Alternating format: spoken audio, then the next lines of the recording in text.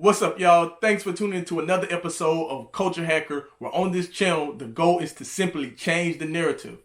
If you're new to the channel, like and subscribe. It really helps the channel. On this episode, I just wanted to give a lesson about money. We've been taught culture that we should spend all the money we get to buy things we really don't need to impress people we don't know or don't like. That's the narrative for our world today. That's the narrative for our culture. But does it hold any truth? One of the real goals about money is to simply save the money, make more money, and invest it. And also live below your means. But for some, you were never taught that. The reason why is because the culture wants you to be broke so they can manipulate your spending habits. Big companies know that if you don't have any money, they can use fancy terminology and extensive contracts to help trick you into buying more things and getting deeper in debt and being part of a system that was only meant to destroy you. But the key is you don't have to play that game.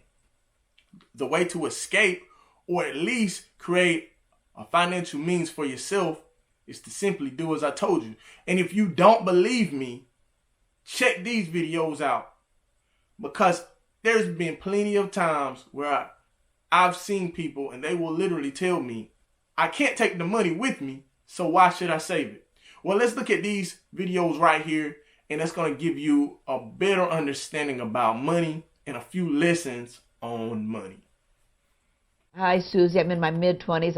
I wonder what are the most crucial choices I can make financially now to secure a comfortable future for myself? Here's the answer to this, Robert. You are always to live below your means, but within your needs.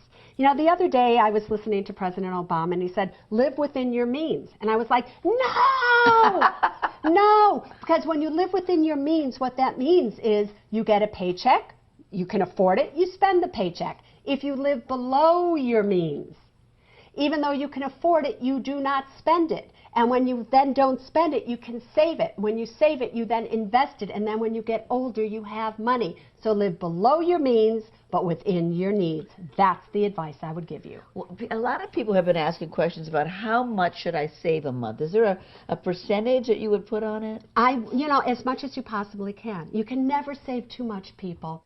The most ironic thing on earth that I actually saw once I came into this industry was that the wealthiest people that I come across on a day-to-day basis usually tend to be the people who spend the least amount of money. They're the least flashy. So when I first started out in this industry and someone would come into my office right here, they come right into this office here, and they would come in and they would be, decked out. I'm talking designer clothes, the nice shoes, the jewelry, everything like that. Hair done, just everything's perfect. And I would think to myself, okay, all right, we're about to do something today. I'm thinking this is somebody with some money. And then once you get past all of that and they pull out the receipts, when they show you the receipts and show you the actual, like their documents, their accounts and everything like that, the least amount of money. But then the one who pulls up in your office in a 5-year-old, 10-year-old Subaru wearing really just like plain clothes, nothing over the top. These are the folks with millions of dollars in assets.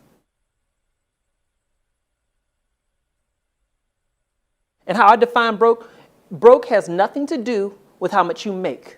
It has to do with how much you keep.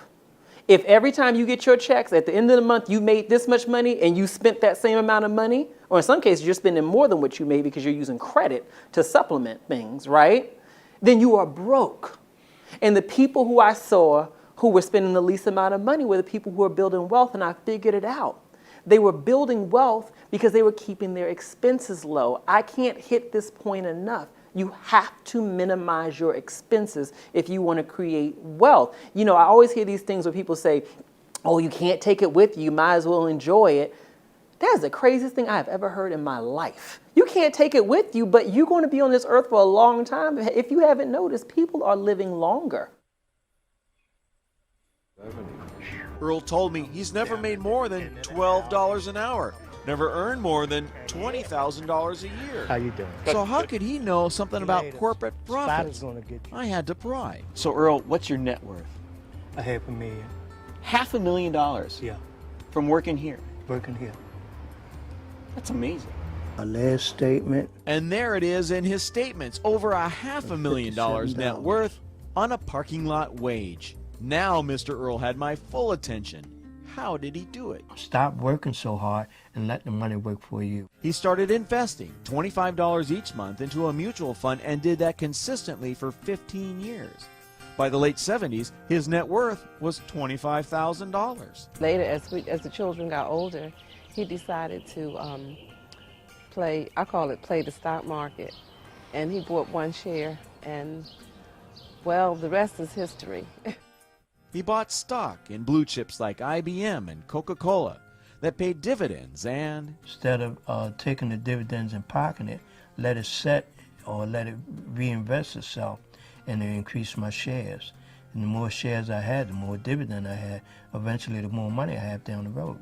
And at the end of my day with Mr. Earl, he told me his good fortune happened not in spite of, but because of his disability. I always used to say that I must have been the dumbest thing in school or the dumbest thing to couldn't learn, but God gave me the gift to listen and act behind it, and it's one of the best things ever happened to me. That's how you play the game. The information is there. The key is to access the information through whatever source is possible, whether it be YouTube, reading books, however you decide to learn. That's one thing you got to remind yourself. For anything you want to learn about, information is there. You just have to take the time to study. But I just wanted to share that with you. But another one, living below your means will definitely save you. Living below your means is one of the greatest keys.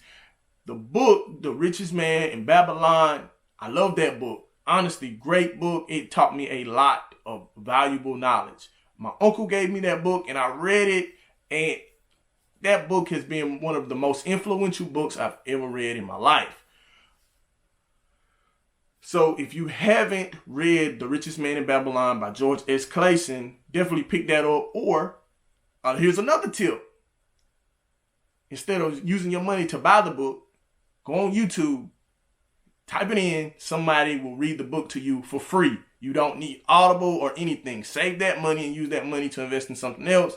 A lot of the books that you ever want to read are here on YouTube. Now that's a gem for you. But I did want to share that with you. But also, it's just being smart with your money. It's never about how much you make, but how much you keep, then invest, and then reinvest. That's just the whole key to the game. And I just wanted to share that with you because I know a lot of people think that if they have money like LeBron James and other millionaire celebrities, that they can have a better life, when all actuality is about what you do with the little bit you do have. Just making the best of it. But that's just a few things I wanted to share that was on my mind.